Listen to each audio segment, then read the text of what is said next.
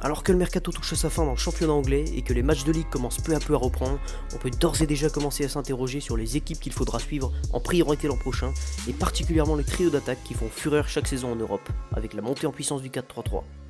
La furie émergente de Liverpool l'an dernier, la BBC madrilène dispersée et le trio Neymar, Cavani, Mbappé très attendu, nous allons avoir droit à de sacrés festivals de buts, mais aussi certainement à quelques surprises en 2018-2019.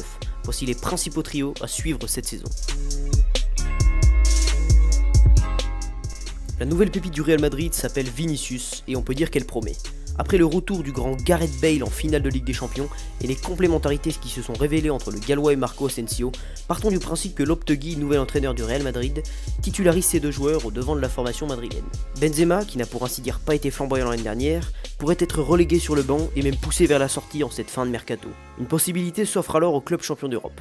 Vinicius pourrait venir compléter un trio avec Asensio et Bale et ainsi créer un véritable renouveau à Madrid. Les premiers pas de ce trio ont été impressionnants en match de préparation. Asensio a inscrit 3 buts en 2 matchs contre Rome et la Juve, Bale y est allé de 2 réalisations et le jeune Vinicius a délivré une belle passe décisive et a su exploiter tout son talent pour faire gagner les Merengues. Sans oublier que le milieu de terrain du Real, si Modric ne part pas, reste l'un des meilleurs du globe et pourra permettre aux 3 artistes de devant de faire le show. Ces 3 joueurs peuvent faire très mal l'année prochaine.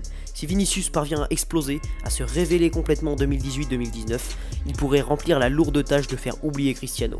Même si on n'en est pas encore là, contentons-nous de surveiller cette possible fourche offensive des hommes de Sergio Ramos.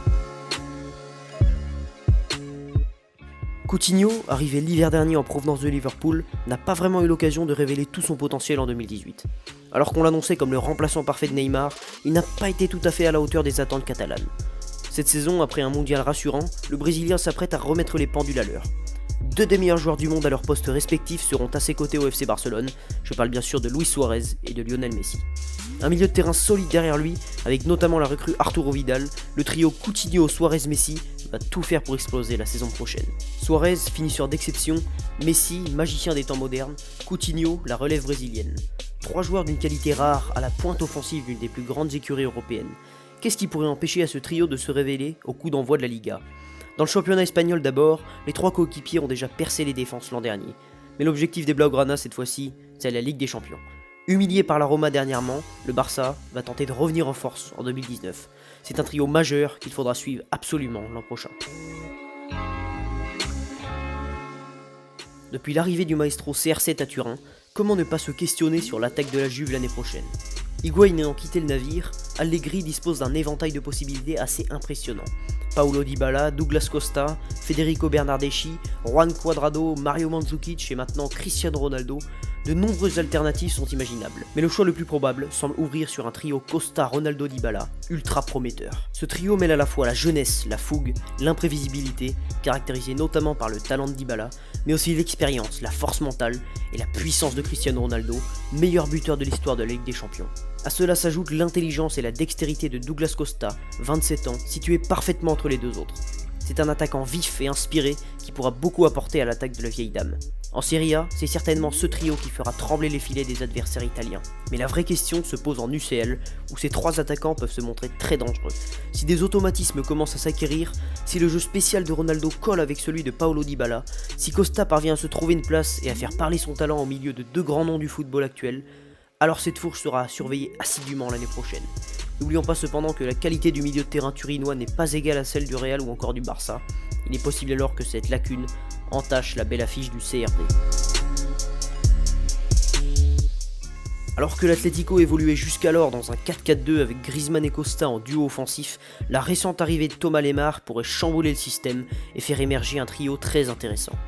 2 internationaux français, dont l'un des meilleurs attaquants du monde et du mondial en Russie, associés à un buteur de renommée, excellent lors de la Coupe du Monde lui aussi, puissant et talentueux. Ces 3 joueurs peuvent changer non seulement le système de l'équipe instauré par Diego Simeone, mais aussi son mode de jeu. L'Atlético est connu pour son jeu orienté vers la défense, vers la contre-attaque, à l'image de la finale d'Europa League contre l'OM. C'est un des rares clubs capables de subir une domination durant tout un match, sans pour autant compromettre son succès. Si Lemar est aligné en ailier aux côtés de Costa et d'Antoine Griezmann, les offensives colchoneros pourraient se faire plus spontanées et le jeu pourrait être transformé littéralement. C'est la raison pour laquelle cet éventuel trio doit être suivi à la loupe l'année prochaine, à la condition que Lemar gagne la confiance de son coach, quoique dur en affaires, et que l'ancien monégasque retrouve le haut niveau, celui qu'il avait révélé sur le rocher en 2016-2017 et en sélection face aux Pays-Bas notamment. Terminons cette liste non exhaustive par le trio le plus évident, le sensationnel, le grandiose, l'impitoyable Salah Firmino Mané.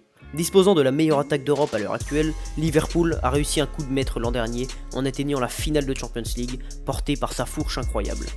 On peut croire ce que l'on veut, peut-être que ce trio infernal s'éteindra la saison prochaine, peut-être qu'il ne parviendra plus à percer les filets des défenses, mais une chose est sûre, ces trois attaquants seront indiscutablement scrutés par le monde entier. Selon moi, la SFM peut être cette saison plus puissante encore que la saison dernière. Avec le mercato ultra efficace de Jürgen Klopp, les Reds ont comblé leurs lacunes au milieu du terrain. C'est cet élément, avec le gardien de but, qui leur a fait défaut en 2017-2018. Cette fois-ci, avec Fabinho, avec Naby Keita, Henderson et enfin Shaqiri, le trio offensif ne pourra que mieux fonctionner car il sera mis en valeur par les milieux. L'efficacité d'une attaque dépend majoritairement de ce qu'il se passe derrière, c'est-à-dire au milieu de la pelouse, même si évidemment les trois magiciens de devant sont capables de se débrouiller sans, comme on l'a vu l'an passé. Cette saison, Liverpool peut surprendre en Champions League comme en 2018, mais peut aussi parvenir à briller en championnat. Et les Reds se sont bien lancés dans leur projet si on se fie à la qualité de leur match de préparation. Comme d'habitude, on conclut cette vidéo sur quelques remerciements. La chaîne ne cesse de croître et rien ne peut me faire plus plaisir. On est déjà plus de 130 abonnés sur la chaîne, alors merci beaucoup à tous. Je tiens à remercier d'abord Adamitop qui me donne pas mal d'idées et qui m'aide évidemment au développement de la chaîne. Également un abonné dont l'Instagram sera dans la description de la vidéo. C'est lui qui m'a donné l'idée de cette vidéo et je tiens vraiment à le remercier. Continuez à être actifs, n'hésitez pas à partager la vidéo, c'est comme ça que la chaîne peut progresser. Et évidemment, donnez-moi vos avis dans les commentaires, je prends tout en note. Alors merci à tous et je vous dis à bientôt pour une prochaine vidéo.